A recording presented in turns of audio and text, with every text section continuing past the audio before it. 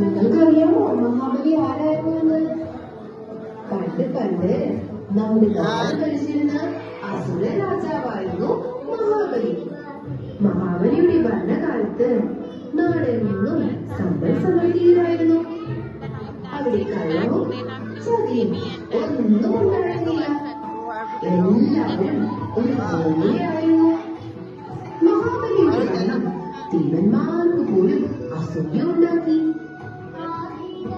മഹാബലി സ്വർഗം പോലും സ്വന്തമാക്കുമോ എന്ന് ഭയന്ന് ദേവന്മാരുടെ ദേവനായ മഹാവിഷ്ണു വാമനന്റെ രൂപത്തിൽ മഹാബലിയുടെ അടുത്തെത്തി.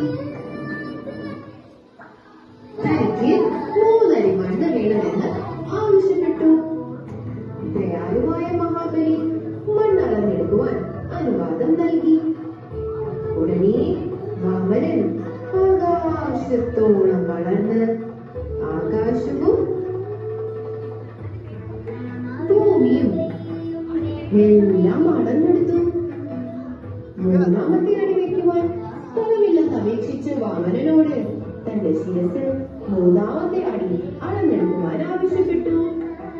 മഹാബലിയുടെ ധർമ്മിഷ്ഠതയിൽ സന്തോഷവാനായ ആഗ്രഹമായ ചിങ്ങമാസത്തിലെ തിരുവോണ നാളിൽ തന്റെ പ്രജകളെ കാണുവാനുള്ള അനുവാദം നൽകിയ ശേഷം മഹാബലിയെ പാതാളത്തിലേക്ക് ചവിട്ടി താഴ്ത്തി.